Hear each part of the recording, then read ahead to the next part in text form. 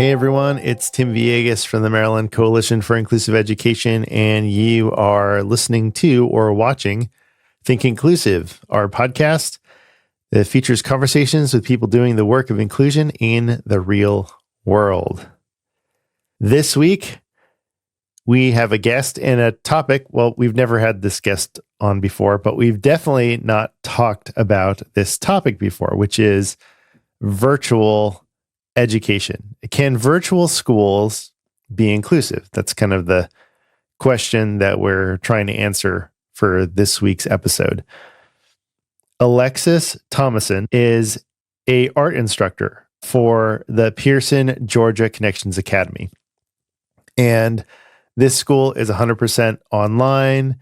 Connections Academy is actually, you can find Connections Academy all across the United States, but this person I interviewed is from Georgia, where I live. If you've listened to the podcast, you know that.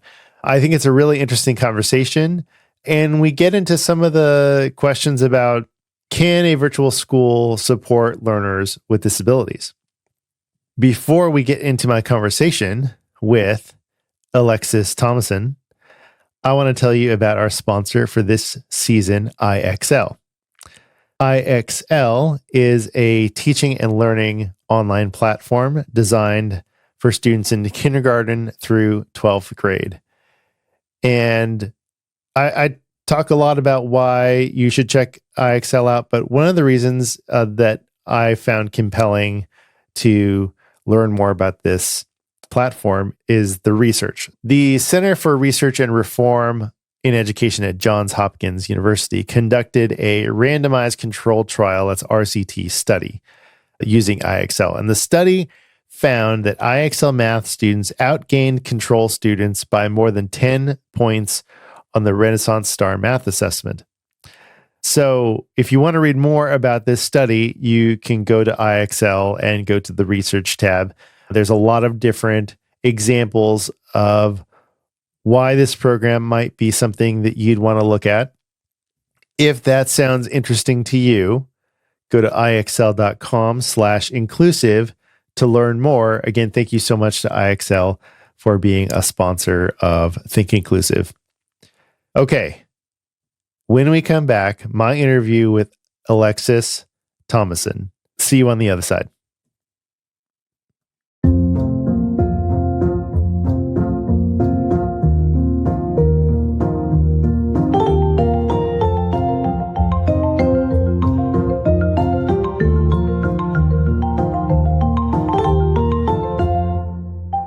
Alexis Thomason, welcome to the Think Inclusive podcast.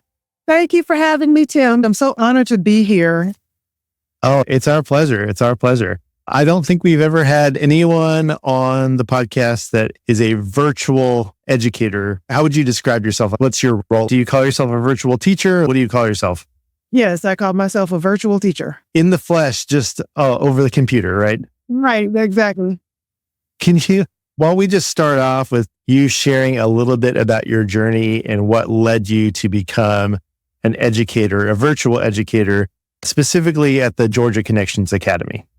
Okay, certainly. So this is my 25th year teaching. I started out in middle school, obviously in person. I taught art. I'm certified in language arts, and I'm certified in art, K through 12 language arts, grades 4 through 8. And I taught for 22 years up until the time that I came to Georgia Connections Academy. And then obviously when 2020 came, hit, and that changed a lot of people's lives. So we were all virtual. Here in Georgia, we were all virtual with the shutdown, with the lockdown. And I found out in that I really liked it. I liked that platform. I liked being at home. I felt like I had more flexibility to work virtually. So then eventually they came out with the vaccine. Everybody thought it had gone away. And then I went back in person for 1 year and I was miserable. And my colleagues knew it. My coworkers knew it. They could see it on my face. I love being virtual and it was just more convenient for me. It was more comfortable for me.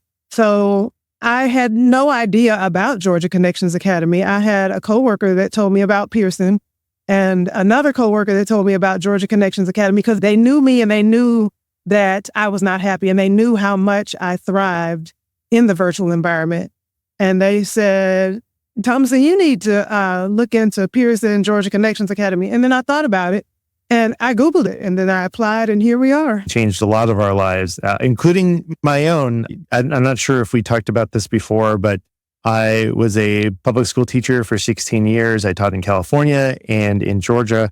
And in 2020, that's when I made the switch from being a teacher in a public school system to becoming a communications director for a nonprofit, which is what I'm doing now. So when we all switched to virtual, I never went back. I didn't want to go back. I thought that I had to and that I had no other choice. And, everybody thought, oh, the virus is gone, the pandemic is gone. And then that was right when the first variant came. I think it was Delta and then Omicron. Right? So it switched up and everybody thought one thing and it didn't turn out that way. Yeah. Well, for those of our listeners and viewers that have never heard of Georgia Connections Academy or the connection to Pearson or what virtual school really looks like, can you give us an overview? Like, what does that look like? What is that? Yeah. So Pearson Connections Academy is a tuition-free online public school for K through 12 students. There are several all over the nation. Here in Georgia, it's called Georgia Connections Academy. It's free and students can do their work online. It's 100% virtual. We do have opportunities for in-person events if they opt to do that. It's very flexible, very open environment. And for people who are listening, we have a lot of educators, a lot of principals, school administrators. A lot of times our topic centers around special education services. So I can tell you, people are listening and being like, okay, well, how does that work? How does receiving special education services in a virtual environment, can you speak to that a little bit? Absolutely. So I think it boils down, first, it starts with the parents, the families, the caretakers. I think the student would need to have definitely a supportive atmosphere at home, understanding parents, understanding caretakers, understanding family members that can support them on that end. So if the teacher is not available, they would have the resources and the guidance that they need at home. I think virtual is very conducive for students with disabilities, for the special education program, because there's a lot of time there that educators have to think about what they need to give to students. We have a lot of time to review IEPs, 504 plans, a lot more time to think and concentrate and focus on the needs of the students. We have a lot more one-on-one time with the students, and we can go into that. We have opportunities for them to come to our office hours individually. We have live lessons on Zoom. So we have opportunities to reach out to the students, to touch base with the students. Communication is wide open. We have a platform called webmail. It's like email, but it's inside of our educational platform. So we have many ways to communicate with the students. I think it's really conducive for students with special needs because they are going to be comfortable and safe in their own environment. It's something that their families and caretakers and parents can control more and be more a part of their lives if that's what they wish to be. I think that educators and staff members have the chance to focus and really dive in and give them the individualized attention that they need. Sure. I would imagine that just like for teachers, some teachers wouldn't necessarily choose to be a virtual teacher, right? But also for students, some students wouldn't necessarily choose to be a virtual student, right? So what are some of the factors that come into play as a teacher, in your own experience, that you decided that you liked this so much that you wanted to continue your career in this virtual role? Right. I think it boils down to personality. And, at the time before COVID, I didn't have another choice. Like there was nothing else that I had to compare it to. So I was just doing, what I'd been doing for 2 decades. But then when this happened, and I'm kind of an introvert, I will be social. I can smile and hang out and talk with everyone. But I think I like being in my own space. I like the quiet when I need to have it. So I think it's a personality choice. I'm a better thinker when I don't have a lot of noise and distraction around me, and I can focus on really what I want to do. And I'm very, I know what I want to do, and I know how I want to do it. And it just takes a lot of concentration sometimes for me to think about and process how I want to go forward with my job or anything that I do, really. So I think it's a comfort zone. Virtual is not for everybody. And in person is not for everybody. And when I found out that there was another way to do things that was more conducive and more convenient for me, I was more comfortable. And if I'm more comfortable, if I feel safe, I can better suit the needs of my students and do what I need to do in my job. I know that the pandemic was a major undertaking for the world, but we have to look at the glimmers and the bright side of life and the good things that may have come about. I think a lot of us found another niche or found another side of ourselves or found another way where we were more comfortable or where we could do something differently. What were just talking about supporting learners with disabilities, because of your vast experience in the classroom, teaching art and other subjects, how did your approach to providing accommodations and modifications to a student, how did that shift when you started to teach virtually? Okay, so my approach did not really change. It's just that I had more concentration. I had more peace and quiet. I was able to focus and really dive into the accommodations and think about how can I make this possible for this student? How can I make this possible for all these students? I had more time to think. I had, more time to concentrate and focus, and I was able to process what needed to be done and apply that to what needed to be done. So I wouldn't say my approach it didn't really shift. I had more time to concentrate on it. I had more time to focus on it. I had more time to give more of my attention to it and think about it more. Sometimes you just need time to think about things and process things and say, hey, what is the best way or what's a better way that I can do this? And I just had more peace and quiet, more time to focus. Yeah. Do you have any particular stories or examples of students who have thrived in this virtual environment? What about students? Yes, and I have a various number of students who have told me, their caretakers and their families have told me that they have thrived.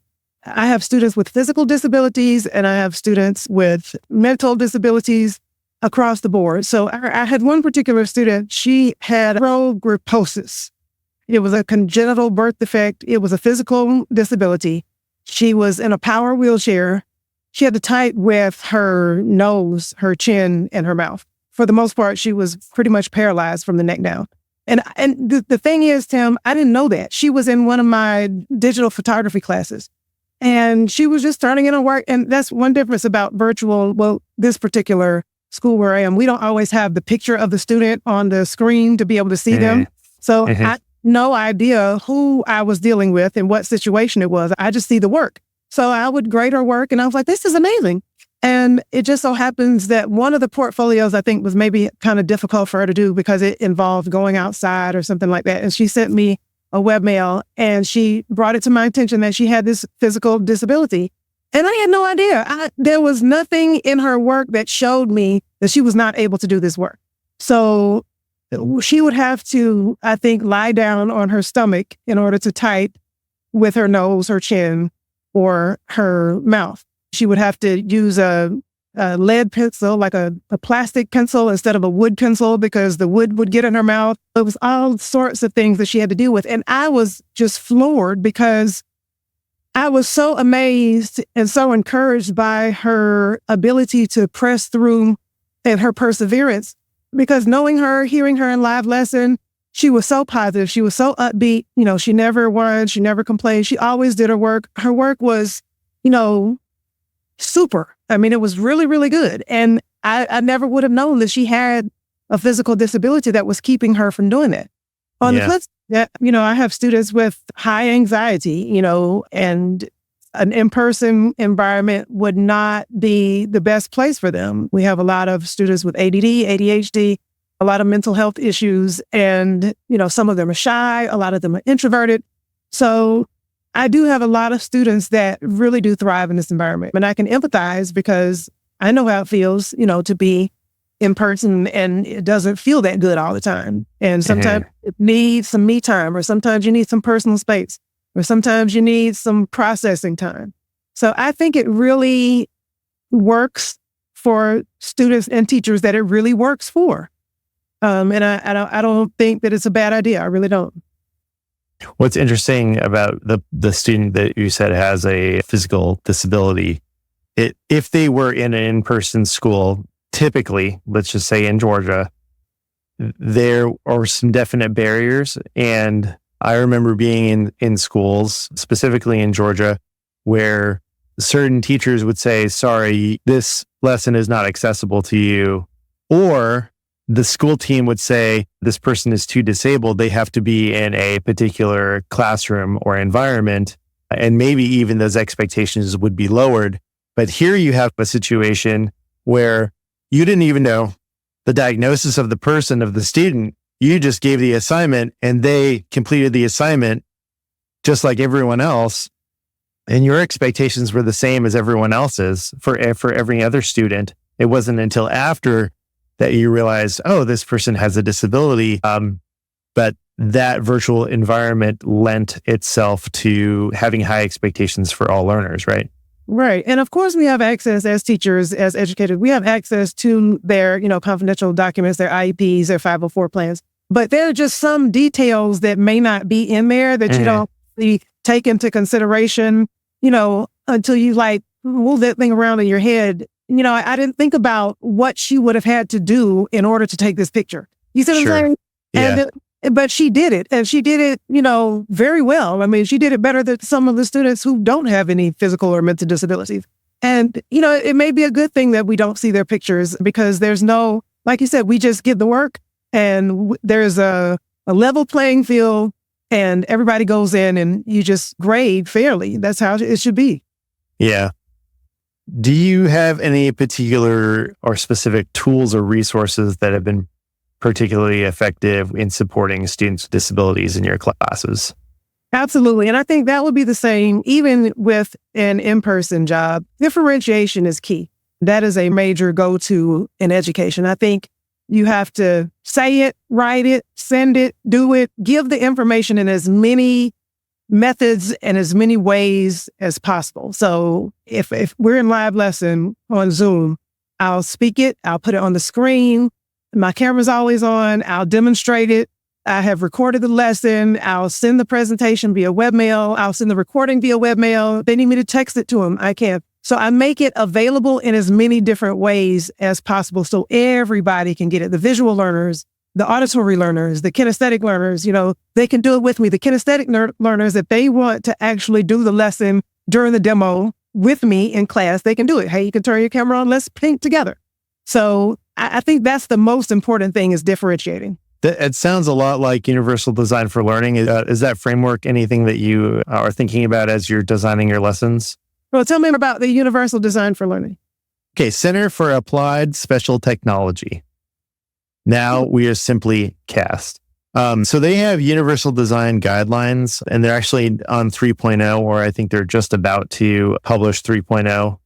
And there's a framework. And so the big idea of UDL is engagement, representation, and action and expression. So basically what you're talking about with representation, like having all these different ways of representing the content, whether that's visually or whether that's auditory, or there's either pictures or text or anything like that, having lots of different options for students. Anyways, I'm just making that connection for our audience as they're thinking, because I know when you're describing the ways that you're differentiating, I know that's probably something in the back of their heads are like, that sounds like UDL. So I would just wanted to name that. And that's something you may want to look into. But also, we have a number of episodes about UDL. Katie Novak is a UDL expert that's been on our podcast a couple of times. And then also Louie Lord Nelson, who is a friend of the podcast, has her own podcast, UDL in 15 Minutes,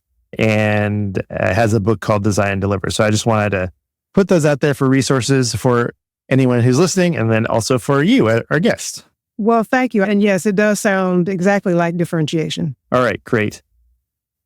You talked about hands-on activities in live lessons. So I'm wondering what that looks like in a virtual art class. How do you make sure everyone has the right materials? How do you make sure you're able to observe what they're doing? Like, what does that look like? Okay, so we send out a materials list at the beginning of the semester. It's part of the syllabus.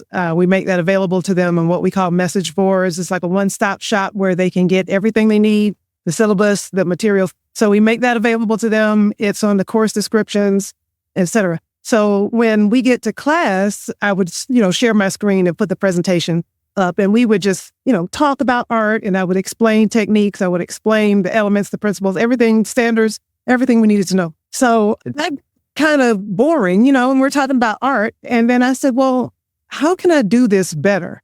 Well, I'm an artist anyway. I was an artist before Georgia Connections Academy. I was an artist before I started teaching. I've been an artist since I was 4 years old. So I love art. I make art. I do art when I'm not doing this. So I turned one of my bedrooms in my house into an art studio. And I do that for my own personal work. But then I was like, hey, we can just be like Bob Ross and just take the computer and the camera up into the studio and start doing demos. That way I can show you what I'm trying to tell you instead of sitting at this desk and I'm talking about it. Oh, and it was so fun. The kids enjoyed it. I enjoy it. And we work through it together. So, the ones who will turn their cameras on, they can paint with me. If not, a lot of them listen. It gets their attention and it keeps their attention. They have told me over and over again how much they love it. So we can do it together. I can demonstrate for them. The chat is open. If they tell me to stop, Ms. Thomason, go back. What is that? Why are you doing that? How did you do that? It's an interactive time that we have together so that I can get their feedback right then live. I can show them what they need. I can move on. So when they submit their work, they submit pictures of their work in their portfolios. They upload it into the platform, and then I can open it up at any time when I'm grading, whether it's 3 o'clock in the morning, 9 o'clock in the morning, and I can see what they're doing. If they're not in live lesson with me, I can give them feedback. In the grading system where teachers are allowed to put comments for their feedback, and I think they immediately get a webmail saying, Alexis Thomason has just commented on your portfolio. They can webmail me back. We have live help time. That's teachers' office hours. We do it 3 days a week, every week from 11 a.m. to 12 noon.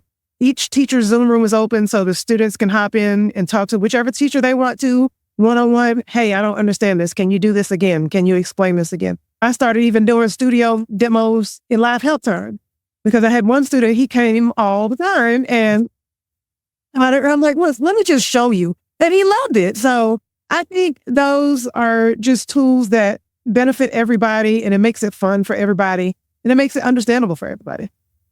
I'm trying to envision what virtual school looks like on a day-to-day basis, because what you're describing to me almost sounds like college, So I'm wondering, could you talk a little bit about what's the schedule like? Is it like a typical school day where kids log on at 8 o'clock and they log off at 3, or is it more flexible than that? It can be whatever you want it to be. So yes, there is a set schedule. We do have first period, second period, third period. So there's a block of time throughout the day starting maybe 9 in the morning. So there's an elective block from 9 to 10.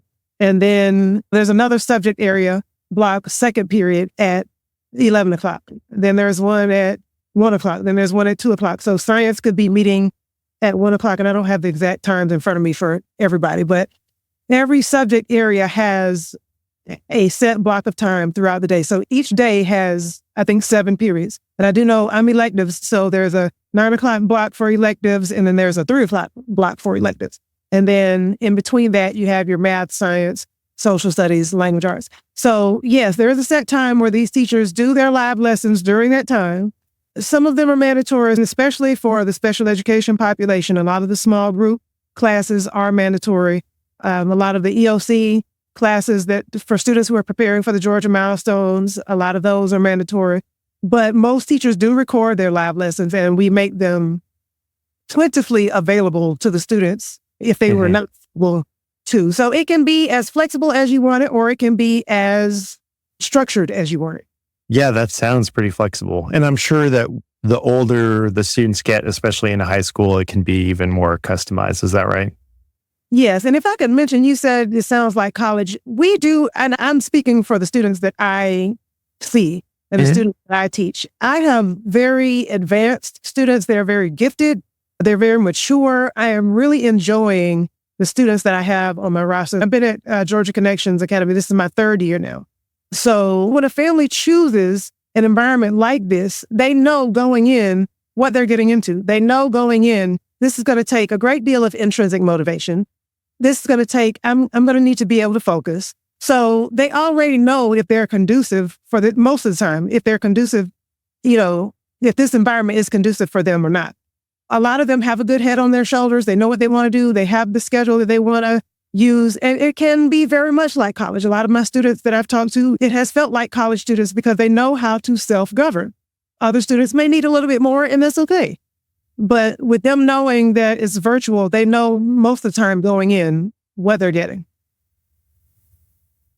Along with having students having these personal time with the teacher, and then having even probably smaller class. I'm not sure. How many students do you have in a particular class? Okay, that varies by class. I have a digital photography 1 class, and my section of that class has about 160 something students. Digital photography 2, which is, the next class in line, that would maybe be about 60 students. So, oh, wow. Like last year, with all of my classes combined, I had about 400 and some odd students.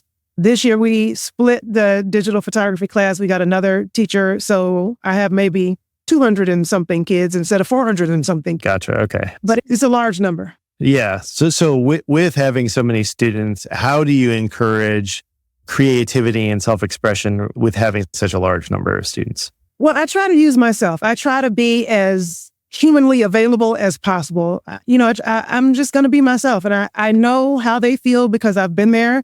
I try to make myself available. I try to set an example. I use myself as a model. I try to model what I expect from them. I try to do it myself. All the portfolios that they do, I do them too. I'm doing it with them, or I show them, hey, I did this last night. The thing that y'all have to do, I did it too. Here's my example. Well, I try to make it a positive learning environment. I try to make it welcoming because, we're here to have fun. Yes, they need to graduate. Yes, they have to go to school, but I'm a positive person and I want to be around positive people and I don't want to make anybody feel bad. So I try to set the example that I want from them. And I'm doing that myself. And it's nothing artificial. Like, this is who I am. I'm an artist anyway. If I weren't on Zoom or if I weren't teaching, I would be painting. So stuff that I'm asking them to do is what I do. I try to give them examples, foster a welcoming environment. It's very positive. I don't let anybody disrespect anybody. And normally the kids that I teach at Georgia Connections Academy, they're very well behaved. They're very respectful for the most part. I haven't had any kind of problems like that. They're very welcoming. They're very warm, caring students. It makes it a very easy day. It makes it a very peaceful life. It makes it a good job. How I'm imagining that you'll stay a virtual teacher for however long. That is my choice. Yeah. Yes. Do you create art, and do you have like a store? Do you go to art shows, anything like that? Or are you mostly focused on the teaching part right now? Well, I do both. And that's what I found with teaching art. Being an artist and teaching art are two totally different things. Mm-hmm. So as an artist, before COVID, I showed my own work in galleries and at private showings in people's homes. I did go to shows. I went to the museum, a lot of that. When the pandemic came, I was teaching in person then, but I was teaching language arts. I wasn't teaching art. And I was just doing my art on the weekends. And, I use that as another means of income if I need to. And so, I said, hey, let me put myself on social media and get a website. So I did that for my personal self, for my own artwork. That was before I came to Georgia Connections Academy. That was before I was an art teacher at the beginning of my career. And then in the middle, I taught language arts. And then now I'm back to teaching art. Mm-hmm. So that was just a way for me to have my own platform to be able to express myself, get myself out there, and continue doing what I do. So I use social media a lot. Yeah. Well, and it's interesting because you said you started in art and now you are back to art. So now it's kind of like full circle, huh? Exactly. Yep. And I love it. I'm not saying I don't regret the years that I taught language arts. I had somebody else tell me that I should teach reading because I think that person thought that the arts was not as important. And I interesting. Yeah. And so I taught language arts for 15 years. Art is what I love. I'm not saying language arts is not what I love. I was good at that in high school and in all of my schooling. I was good at art, language arts, and science. Those were my best subjects. I'm not saying that I did myself a disservice. I did the best I could and I taught my students, but this is my love and this is what I would do. Yes, You exactly. you have to follow your gut and you have to follow your heart and you have to do what works for you and not listen to what other people. So if your education looks a little different, than somebody down the street, that's okay as long as it's conducive to what you need. It's supposed to be inclusive. Everybody needs to be able to get what they need from doing what they're doing. And I think it's more of a personal thing. And I think it's tailored to suit your needs. Yes, I like that. That's a recurring theme in the podcast with guests coming on talking about equity is really giving students what they need, right? And then also for educators, giving educators what they need. So so I really like that. I wanted to name that because I think that that's really important. Any kind of final thoughts for either teachers or, parents who listen, or they like, maybe this is a good option for my child for whatever reason. There's a lot of different reasons why, but any thoughts, a final message for educators or parents?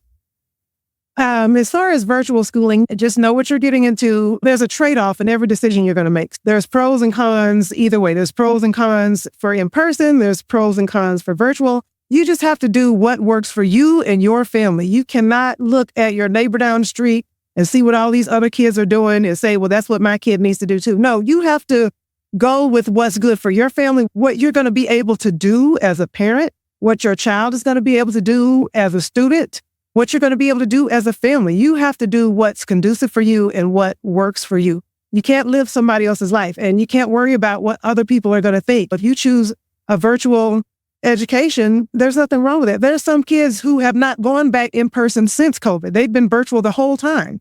Same thing with some teachers, and that works for them. So I would just say, follow your heart, do what's doable for you, because why would you do something that you're not going to be able to do and you're not going to be successful at it? So if it works for your parents, if it works for the student, I think you should do what works. And where can people find out more about Georgia Connections Academy or their virtual schooling option in their state? Okay, so there is, for Georgia Connections Academy, there is a website. I think it's Georgia Connections Academy. So I'm looking at, hold on one second. Okay, so it's going to be it's connectionsacademy.com. And then the state would be after that. To wrap up, we have something called Mystery Question. I have a stack of prompt cards that I'm going to shuffle right now, and then I'm going to pick the card, and then we're both going to answer the question. Are you ready? That's amazing.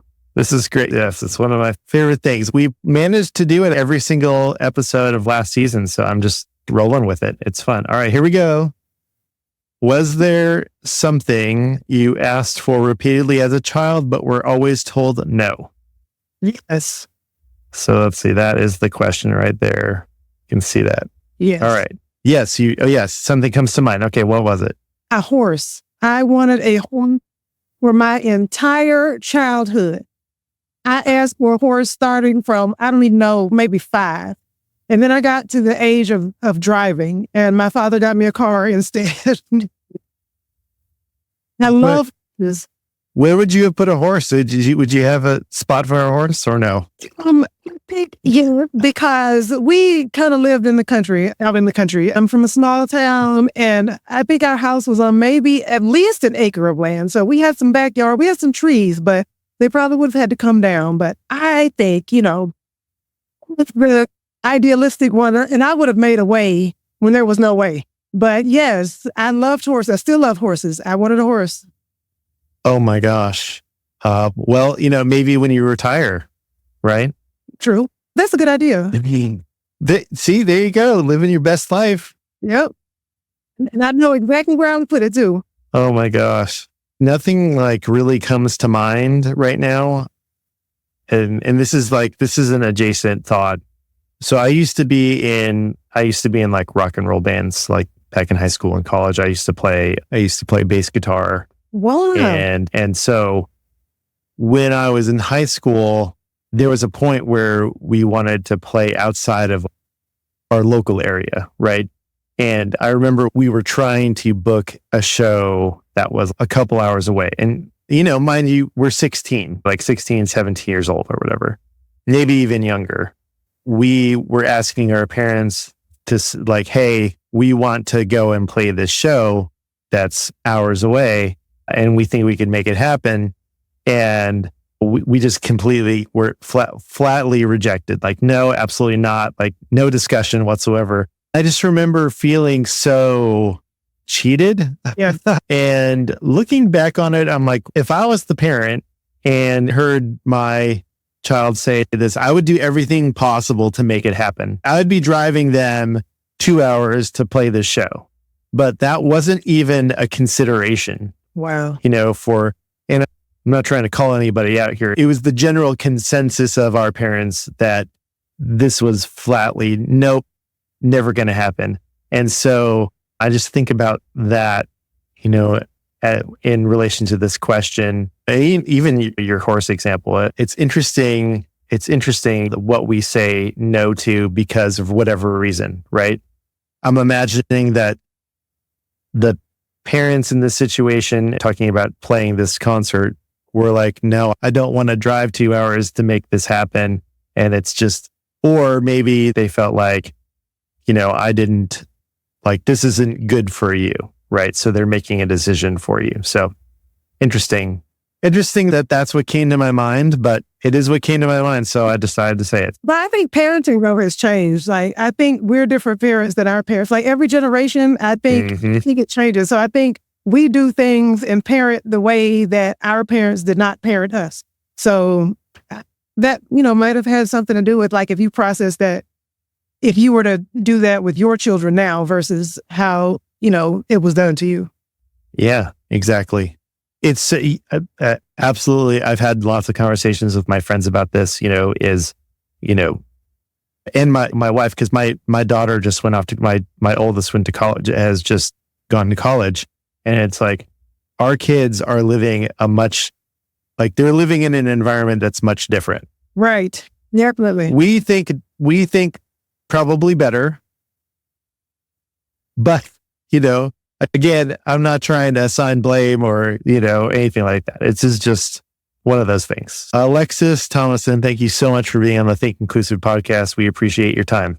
Thank you. I've had so much fun with you. I hope we can talk again.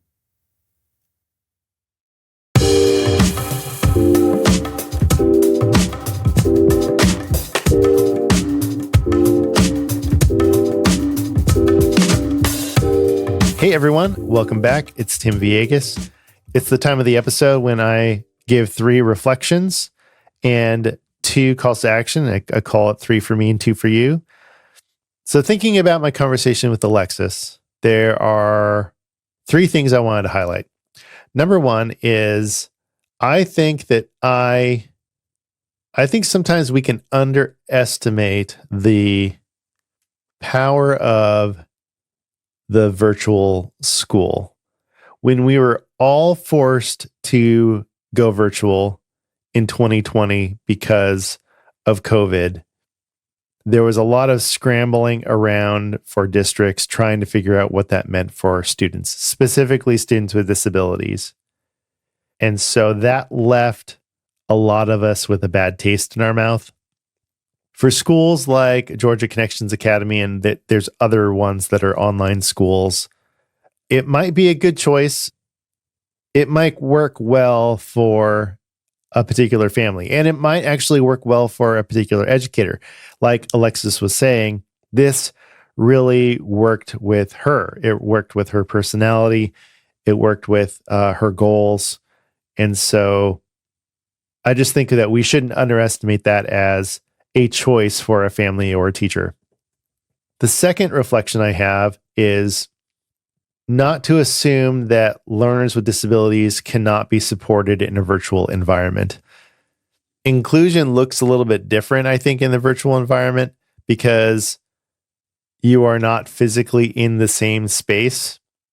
But what's interesting and what is an interesting parallel between what we're really talking about, like when we talk about authentic, inclusive education, is the planning part. So if a learner with a disability, even one with a complex support need or needs, are included in a general education classroom or course, a teacher could collaborate with a special education teacher to provide specially designed instruction for that student. And it just would be in the natural rhythm of that particular course.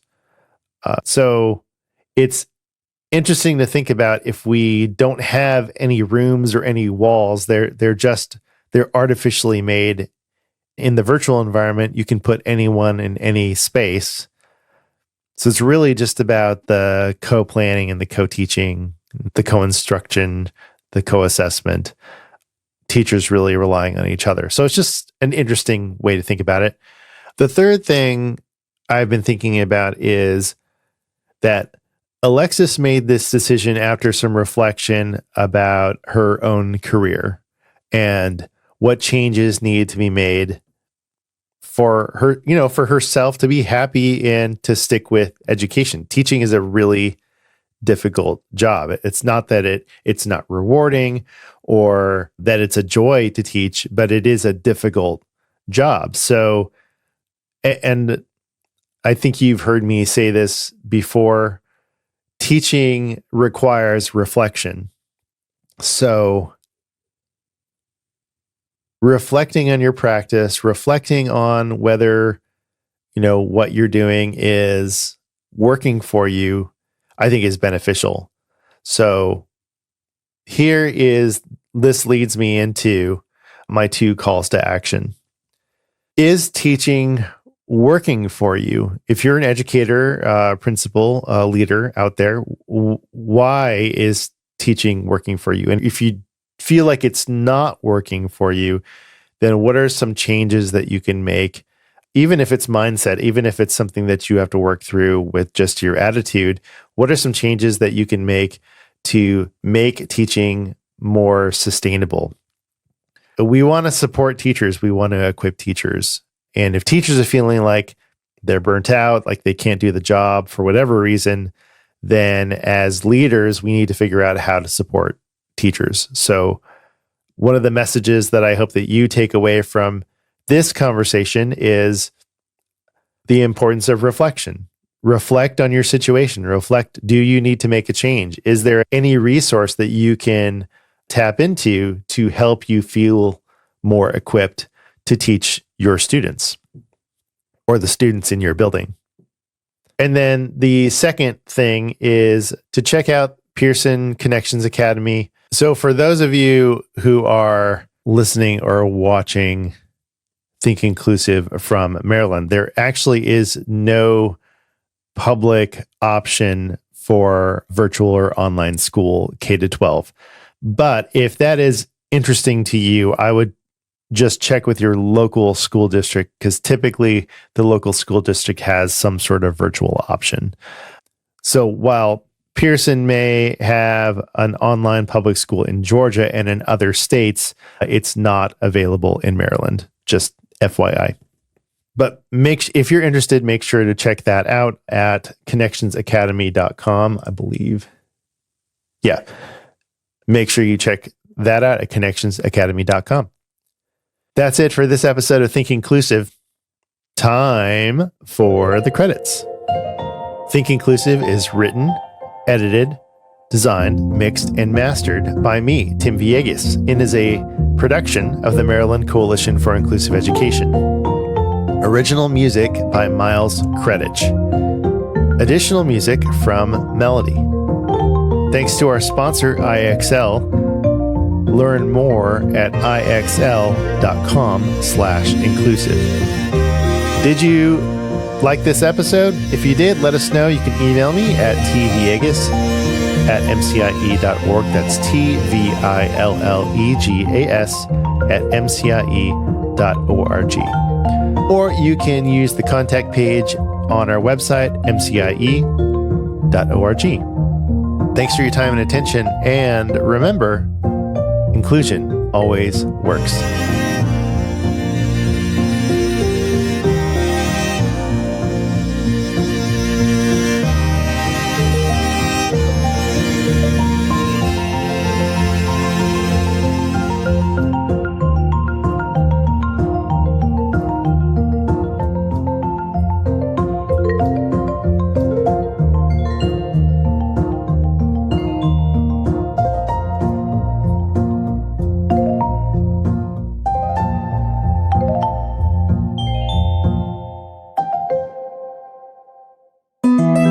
MCIE,